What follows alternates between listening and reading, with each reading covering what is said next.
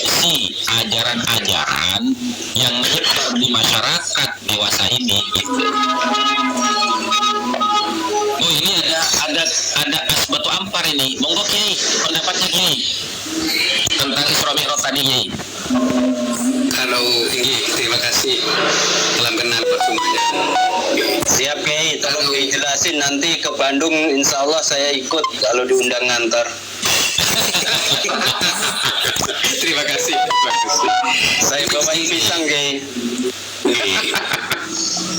Jadi begini menurut saya, karena Bahlawi itu sudah mengaku dirinya adalah durriyah dan mengaku kalau dirinya itu punya keistimewaan yang lebih hebat daripada yang lain, dan mengaku sebuah marga atau pokok keturunan yang paling tapi mereka itu tidak mempunyai leluhur yang hebat dalam sejarah, dalam catatan sejarah.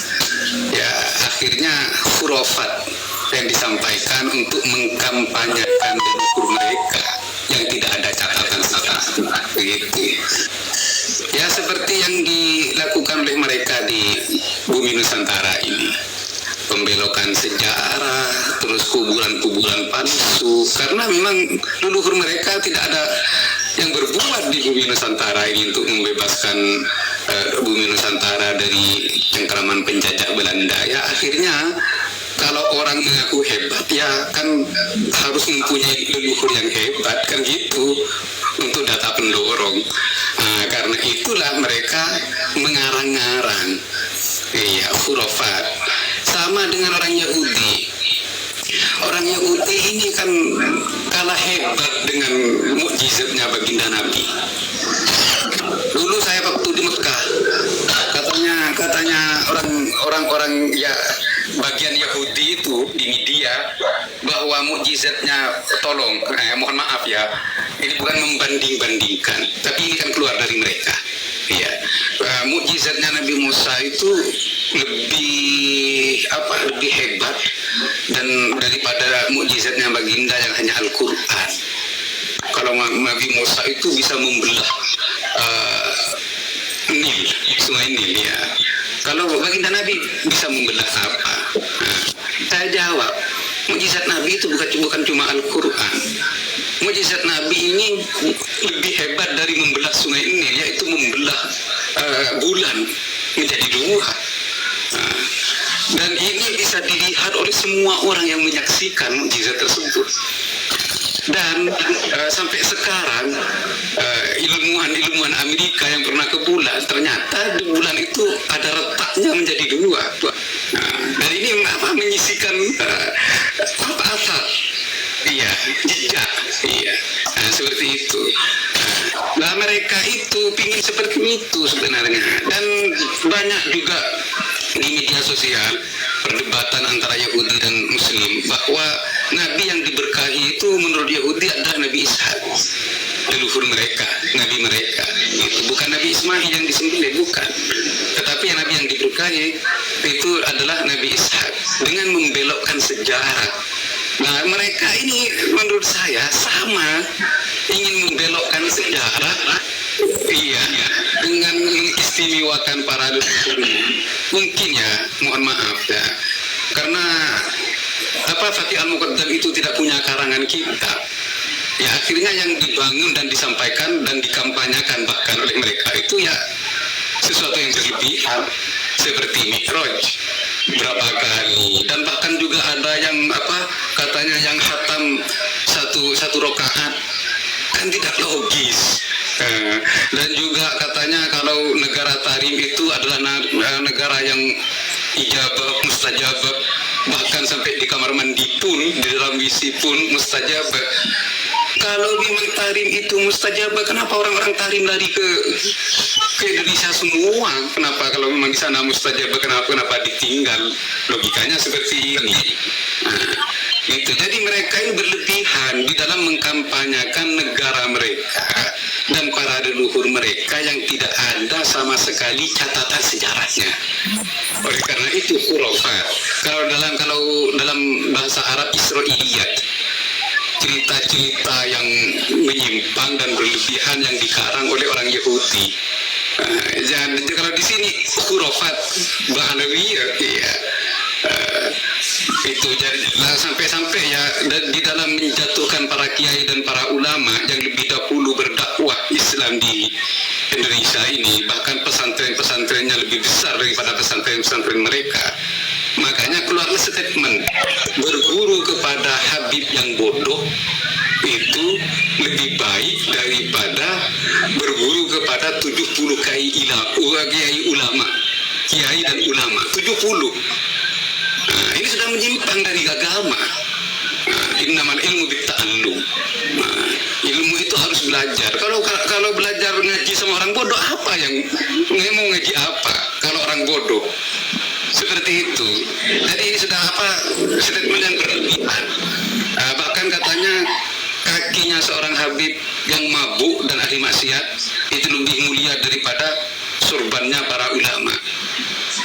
Ini sebenarnya sudah menyimpang dari tata cara berdakwah, dari tata cara agama, sudah menyimpang sebenarnya ya, karena ambisi mereka ingin merubah Indonesia ini adalah bumi mereka, dan mereka ini ingin merampas Indonesia ini sebagai bumi mereka dan ladang dakwah mereka, tidak untuk yang lain. Menurut saya seperti itu. Ini ambisius jahiliyah yang dipakai oleh mereka, seperti itu menurut saya.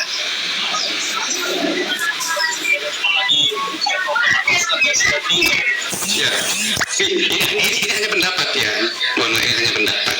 Tapi ini masuk akal, insya Allah.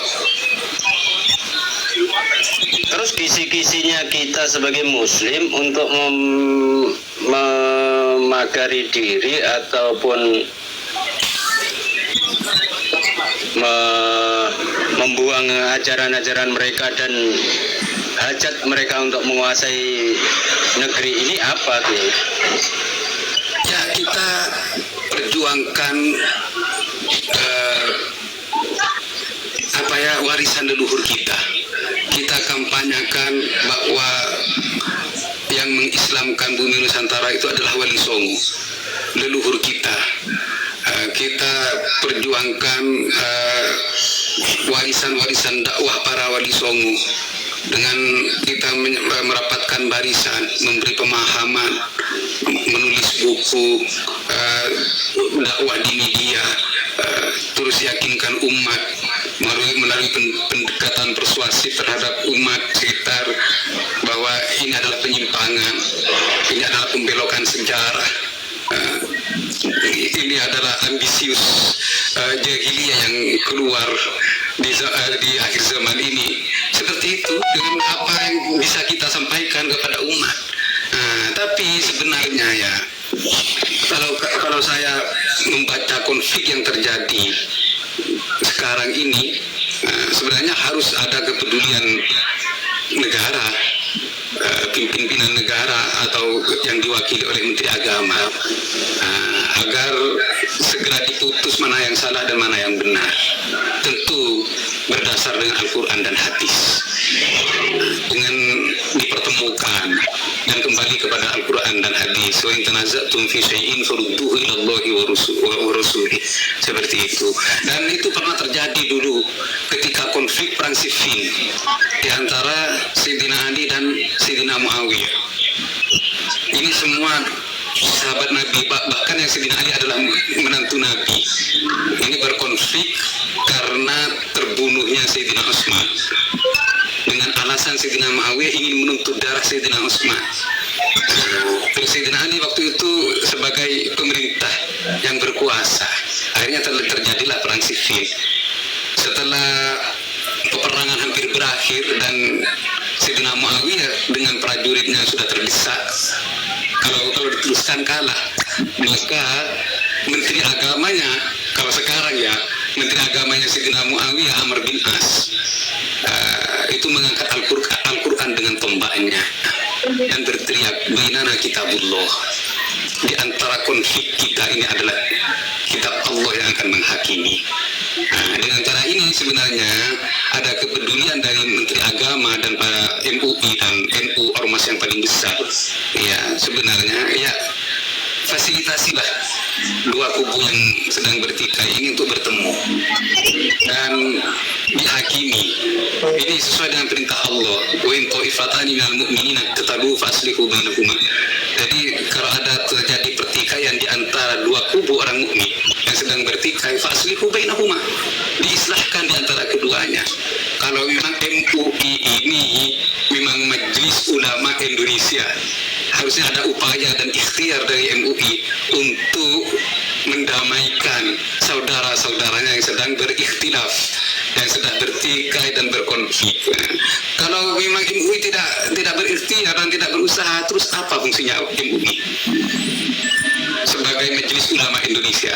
Apa fungsinya NU sebagai organisasi terbesar Indonesia? Terus apa kerjanya Menteri Agama sebagai menteri yang mewakili keagamaan di seluruh Indonesia? Apa fungsinya mereka? Kenapa mereka tutup mata? Kenapa mereka tutup telinga? Ayo kita sampaikan kepada mereka apa penyelesaian dan upaya dan ikhtiar mereka untuk mendamaikan kedua kubu yang berkonflik ini. Seperti itu ya, kita harus mengajukan kepada mereka agar mereka berani. Kalau menurut saya mereka sekarang ini tidak berani loh, sedang tidak berani mengambil langkah.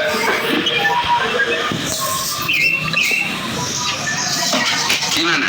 Benar kan? Ya. Jadi ada upaya di gerakan PWI atau Jawara atau Laskar Sabilillah ini untuk datang kepada MUI untuk minta solusi jalan tengah. Makanya dua kubu yang berkonflik ini, ya. Makanya kemungkinan untuk didorong oleh umat itu kayaknya MUI perlu didorong oleh umat.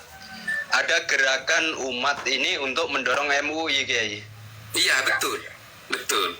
Nah, kayak peristiwa 212 aja yang dampaknya kepada umat itu nggak begitu signifikan, tapi waktu itu bisa digerakkan umat ini.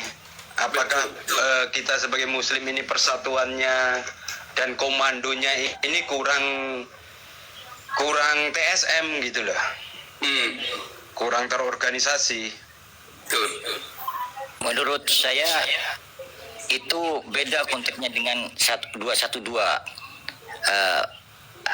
Pak Ustadz juga Abang ya.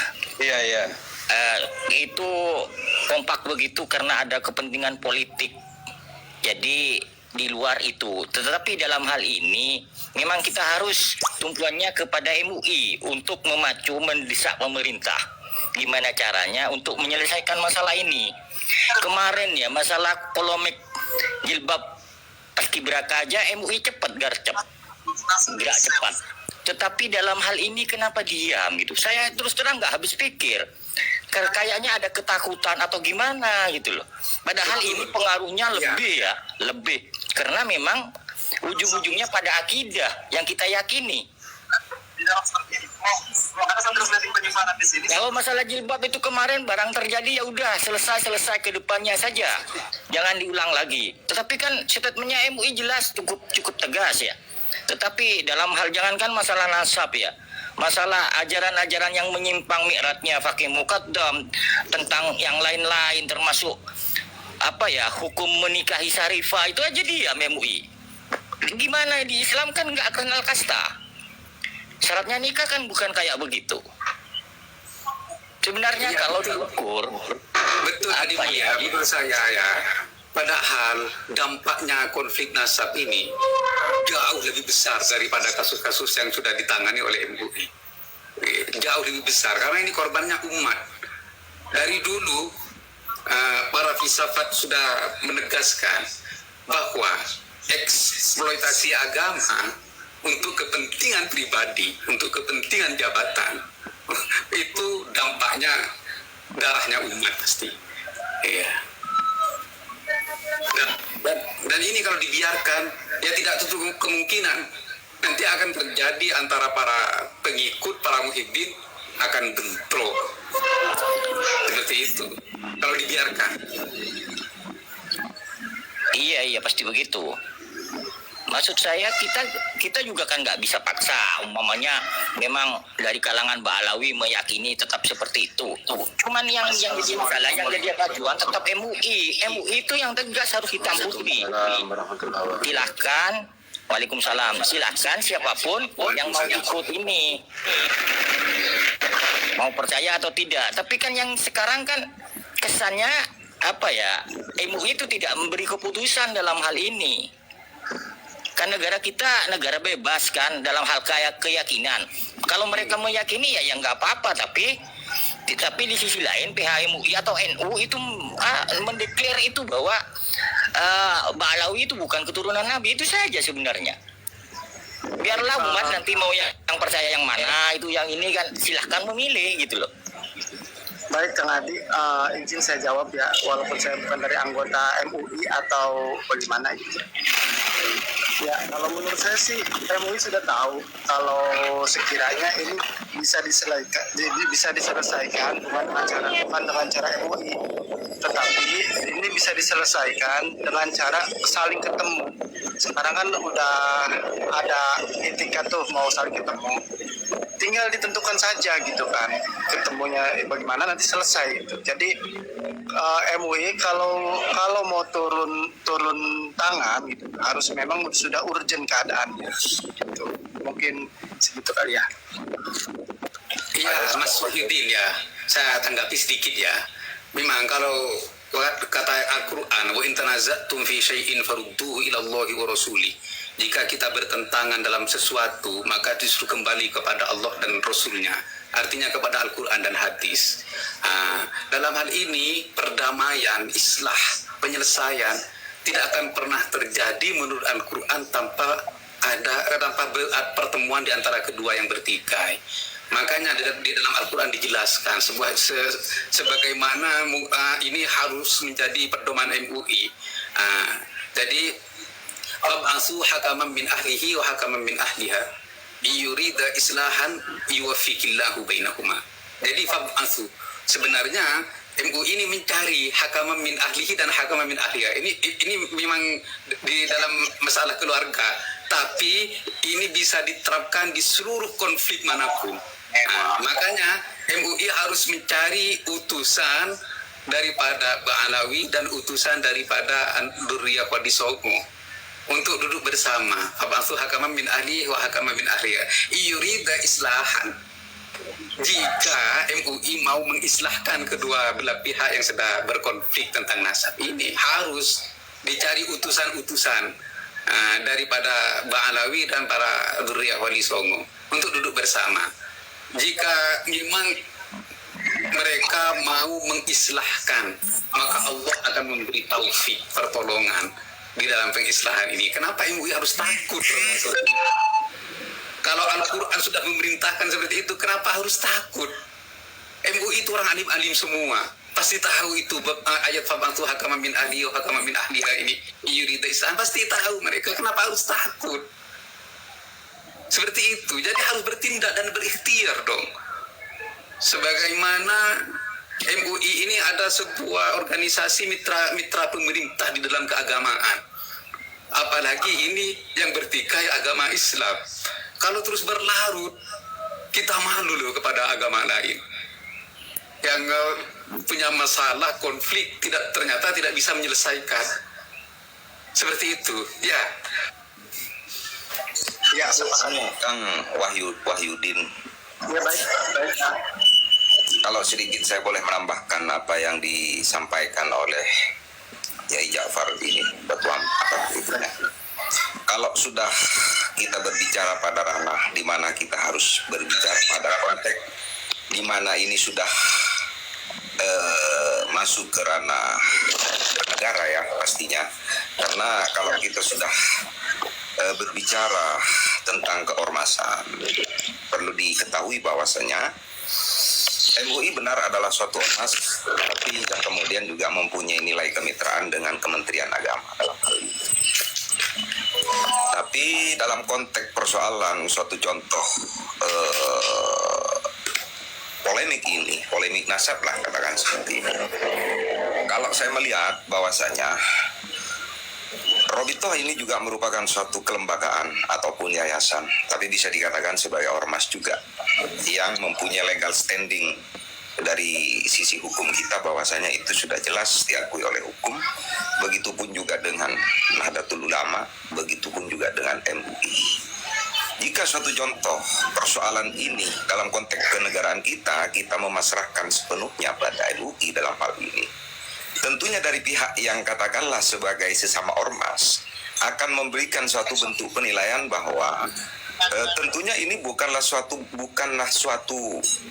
lembaga kenegaraan yang berhak menjadi hakim penentu dari kita, karena mengingat ya bagaimanapun juga tidak menyampingkan bahwa MUI ini bukanlah orang-orang yang ini, tentunya yang ada di sana itu adalah orang-orang alim semua, makanya dinamakan Majelis Ulama Indonesia.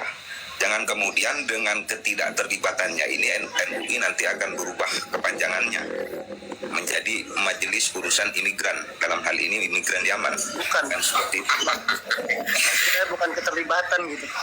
Saya Enggak begini, maksudnya ya, begini. situasi. Jadi lebih tepatnya dalam hal ini sebetulnya kalau mau berbicara ini kita merujuk, kita kan kalau sudah masuk ke ranah ini tentunya juga berbicara tentang konsep kenegaraan dan kewenangan dari lini-lini ini gitu loh. Alangkah lebih baiknya kalau kita mau berbicara dalam konteks ini, memang ini adalah tugas yang membawahi ini adalah Kementerian Agama dalam hal ini. Terserah nanti Kementerian Agama ini membentuk suatu tim tertentu untuk memberikan sebuah keabsahan untuk menyelidiki dan memberikan suatu hak kehakiman dalam hal ini, menentukan bahwa siapa sih sebetulnya yang katakanlah kalau kita mau menggunakan konsep benar dan salah, siapa sih yang benar gitu. Itu sebetulnya kalau kita melihat dari sisi di mana kita ini ada dalam suatu negara. Meskipun kita ini bukan negara agama ya, tapi paling tidak kita itu adalah negara yang beragama. Dalam hal ini diwakili oleh Kementerian Agama yang menaungi dari semua agama-agama yang ada di Nusantara ini, di Indonesia itu.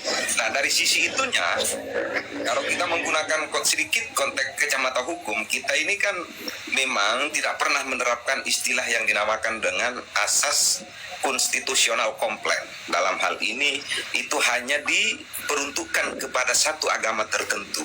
Dalam hal ini Islam lah, katakan seperti itu.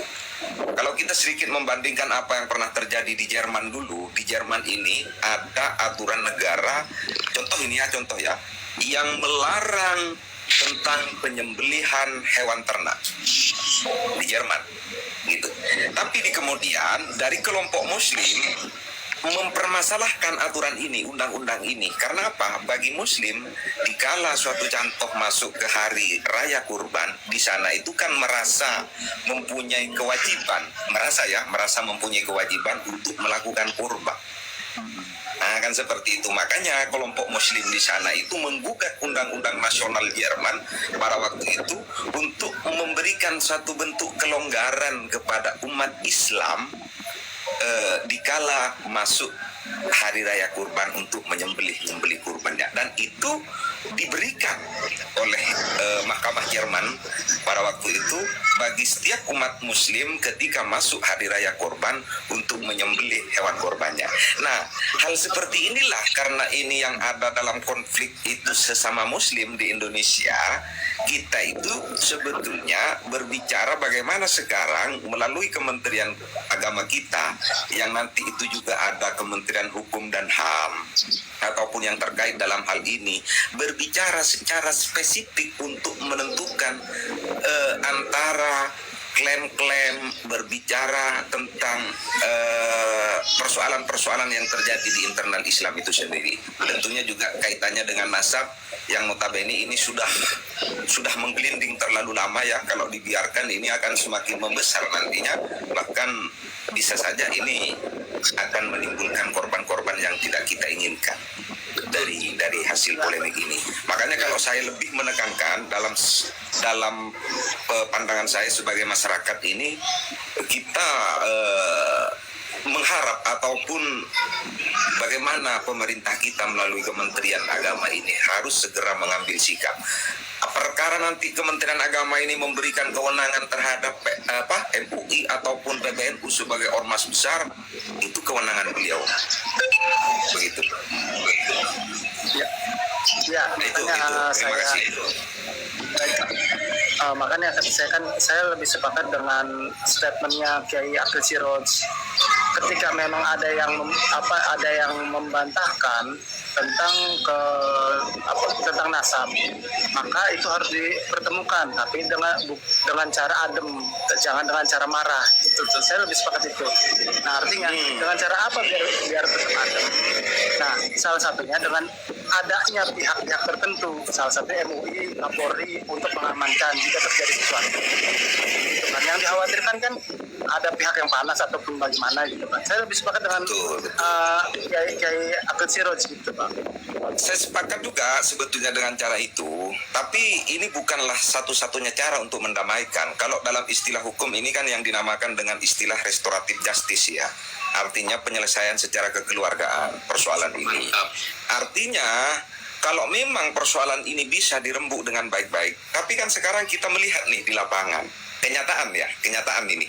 Kalau kita menggunakan kacamata sadar kita, dari pihak mana ini yang kira-kira tidak mau menyelesaikan konflik ini dan memaksakan diri bagaimana mereka itu tetap harus dipandang mulia oleh masyarakat. Betul. Ini kan terlihat betul, gitu kan? Terlihat betul. Kalau kita ini bukan berbicara atas nama keberpihakan ya, tapi kita berbicara atas nama objektivitas dari anggaplah kedua belah pihak ini.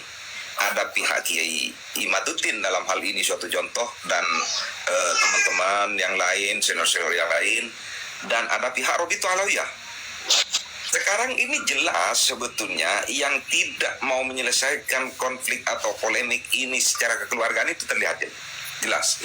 Meskipun dalam tanda kutip kita sebagai masyarakat yang tentunya juga mempunyai sebuah keorganisasian besar dalam hal ini seperti halnya NU atau MUI yang menjadi mitra dari pemerintah melalui Kementerian Agamanya, belum sama sekali melakukan suatu bentuk upaya rembuk kekeluargaan ataupun istilahnya yang disampaikan oleh Kiai Syahid Akil Siroj itu. Dalam hal itu kita sepakat. Tapi berbicara polemik ataupun berbicara konflik, kita juga harus paling tidak itu mampu memberikan suatu pandangan apa kira-kira yang akan terjadi ke depannya setelah itu, dan kita mampu merumuskan solusi-solusi dari apa yang akan terjadi itu. Meskipun kita harus melalui tahapan-tahapan dalam artian itu penyelesaian dalam konteks kekeluargaan yang bisa difasilitasi oleh MUI ataupun Nahdlatul Ulama atau siapapun lah yang mempunyai kewenangan dalam hal ini atau yang bersedia untuk menjadi fasilitator dalam hal ini. Terima kasih. Mantap, luar biasa. Mantap.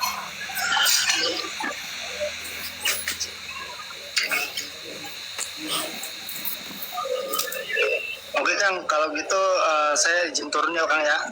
Terima kasih udah ikut gabung, saya juga nih di sini. Terima kasih berhubung udah asar, saya izin turun ya Bang ya. Siap. Ya, terima kasih. Assalamualaikum warahmatullahi wabarakatuh. Waalaikumsalam warahmatullahi wabarakatuh. Warahmatullahi wabarakatuh. Kemana Bung Hos? Waalaikumsalam warahmatullahi wabarakatuh. Ya, saya sepakat dengan saya sampaikan dengan paranormal itu. Karena kita sadari atau tidak, akui ataupun tidak, yang selama ini tidak mau menyelesaikan masalah ini adalah pihak mereka. Iya, bisa. Buktinya, ketika kita ajak untuk berdiskusi secara terbuka, mereka tidak pernah mau. Dan ketika kita ajak berdiskusi secara ilmiah di medsos, mereka juga selalu melakukan penggiringan opini dan framing, membawa nama-nama besar alim ulama kita, gitu, seperti Guru Sekumpul, Mbah Maimun Zubair, Hasyim Asmari, bersembunyi di balik itu, ya, bersembunyi di balik nama-nama besar itu, iya. Mereka itu. Sekarang pertanyaan saya begini Bang Paranormal, kalau memang kita dianjurkan oleh mereka untuk mengikuti ulama-ulama terdahulu seperti Syekh Khalil atau Guru Sukul, Bang Maimun Zubair dan lain sebagainya. Pertanyaan saya, yang mesti kita ikuti dari mereka apa? Oh, percaya kepada nasabnya para habaib, oke. Lalu alasannya beliau-beliau itu, para kiai-kiai sepuh itu, meyakini nasabnya habaib itu tersambung kepada Kanjeng Nabi itu berdasarkan apa? Itu kan perlu kita tahu. Ya, paham Gus Hasan. Kenapa? Karena dalam konsep usul fikih itu ya, kita tidak boleh taklid. Tapi kita lebih dianjurkan untuk menjadi muttabi', bukan muqallid gitu loh. Kan begitu. Iya. Iya, paling tidak dengan dengan berkembangnya zaman, tentunya hukum-hukum syar'i itu juga dinamis kan Gus. Iya, seperti contoh misalkan begini mau amal ya. Kita di dalam masalah ubudiyah di Indonesia ini lebih condong kepada mazhab Syafi'i. Betul. Ya toh? Nah, lalu apakah kita hanya sekedar muqallid kepada mazhab Syafi'i? Tidak, ternyata. Tidak, ya betul lah. Kita mutabi karena kita tahu. Kita belajar itu, gitu loh. Kita belajar itu. Dan mohon maaf, di dalam usul fikih itu orang yang muqallid itu adalah orang yang istilahnya dianggap hina gitu loh.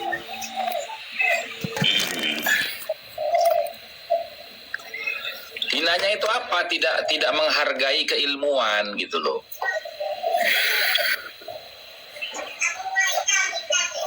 Betul. Ya setuju Gus. Iya, itu sebenarnya kan cuman pembelaan diri, karena saya yakin lah itu karena ada keuntungan di balik itu Gus. Makanya sulit untuk mengajak Ba'alawi itu mengakui dalam hal ini di debat apapun. Saya tidak mengajak Ba'alawinya Bang, tapi saya lebih kepada orang-orang yang sampai detik ini mendukung Ba'alawi tanpa memiliki argumentasi yang jelas referensinya gitu loh. Itu kalau Ba'alawinya jelas mereka tidak akan mungkin ikut kita. Kenapa saya katakan tidak mungkin? Karena ini bersinggungan dengan perasaan dan leluhur mereka gitu loh. Itu hal yang wajar gitu loh. Iya. Tetapi barangkali ini juga Gus, dari sebagian kiai-kiai yang kayak gitu juga ada keuntungan juga di balik itu secara tidak langsung. Pasti. Makanya saya tidak heran ya. Saya yakin lah orang yang alim sekelas, saya kalau boleh sebut nama, sekelas Idrus Romli. Alim, saya percaya alim. Tapi mereka itu berusaha berbohong. Yakin saya berbohong itu. Kenapa? Karena dia kan terlanjur dari awal. Dari awal itu memang cenderung dipandang alim, dipandang ini, jadi kesannya merasa takut lebih rendah daripada Kiai Imad. Lebih rendah karena Kiai Imad kan muncul setelah polemik ini. Ya. Awal-awalnya sebagian ya, saya bukan meragukan kealiman Kiai Imad, tetapi setidaknya paradigma yang nyampe ke masyarakat itu Idrus Romli kan sangat alim. Saya bilang kiai dari dulu, tapi semenjak percaya sama mi'rajnya Hakim Madzam, saya nggak bilang kiai lagi lah. Ngapain bilang kiai kayak gitu? Assalamualaikum warahmatullahi wabarakatuh. Waalaikumsalam. Itu. Assalamualaikum warahmatullahi wabarakatuh. Jadi dalam hal ini kan kayak kiai-kiai pesohor ini dalam hal ini nggak ada pencerahan Gus, khususnya yang kiai-kiai terkenal ya, kiai-kiai terkenal, karena nantinya mereka takut kehilangan ini penggemar, audien, sehingga nanti mengurangi job. Saya khawatirnya di situ, karena sebagian yang terkenal, yang laris manis, kalau di Madura di kampung saya sama dengan ini kan salah satunya yang ramai sekarang Kiai Khalil Yasin sama Kiai Musle itu Gus. itu kan apa ya, cenderung tidak sepaham dengan Kiai Imad. Iya. Nah, saya mencurigai ya karena memang apa, mereka lagi laris-larisnya sekarang tiap malam kadang 2 kali 3 kali. Kalau mereka berstatement ini, saya khawatir, ini saya jujur loh, akhirnya apa ya, kurang percaya nantinya dengan kiai-kiai kayak begitu gitu loh. Karena kok bisa kayak begitu loh. Ini betul. Heran. Seharusnya mereka juga ketika ada hal-hal yang menyimpang kan harus menyampaikan. Oke lah kalau masalah polemik nasab barangkali masih ragu, tetapi hal-hal yang lain yang jelas-jelas bertentangan dengan Al-Quran ya dari kitab-kitab Balawi ya mau dijelaskan kepada masyarakat. Maksud saya begitu, Gus. Iya. Terima kasih. Ya semua bisa berasumsi kan ya, semua boleh berasumsi, semua boleh berpendapat gitu, karena memang mereka menciptakan ruang seperti itu dengan diamnya gitu loh. Apalagi seperti Idrus Romli, Wafi dan lain sebagainya, kan hujahnya itu tidak sesuai dengan kaedah-kaedah ilmu nasab. Bahkan cenderung ini loh Gus, kalau Wafi itu cenderung cuma mengandalkan kepandaian bicara saja. Masa ketika berbicara kitab sesaman membandingkan Sayyidina Fatimah, kan lucu ya, padahal Sayyidina Fatimah jelas hadis ada. Masa nggak percaya dengan hadis membandingkan dengan Ubaidillah, perbandingannya kan nggak apple to apple itu Gus. Itu sebenarnya cuman cari inilah sensasi, ini juga ini kayaknya sama Wafi dijadikan industri ini polemik ini. Setidaknya minimal di YouTube atau di TikTok. Iya. Sebenarnya operasi hitam itu ya mereka. Tapi mereka itu sedang melakukan framing dan penggiringan opini, seakan-akan mereka itu mau memposisikan dirinya sebagai kelompok yang terzolimi.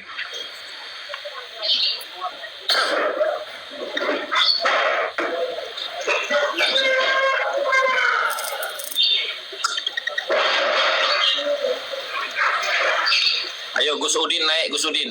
Naik Gus Udin. Iya, suruh naik aja Gus Hasan. Gus, untuk semuanya izin turun Gus, ada tamu Gus. Oke, siap. Assalamualaikum. Iya, Mas Adi Mulia. Waalaikumsalam warahmatullahi wabarakatuh. Gimana Kang Elang? Ya siap. Mas Gus Hasan izin. Lanjut. Ya, saya ngeliatin typingannya Udin. Wajar kalau dia nggak percaya karena kan dia jamaahnya RA. Jadi nggak penting. Orang RA aja rajin bikin komik. Karena begini, mayoritas santri di Indonesia ini mereka rata-rata bergurunya, sumber pesantrennya itu ke Balawi. Hah? Masa sih?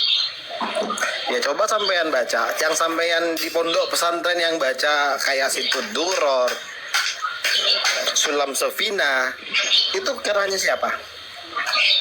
Situd Duror itu tidak pernah dibaca di pesantren, saudara.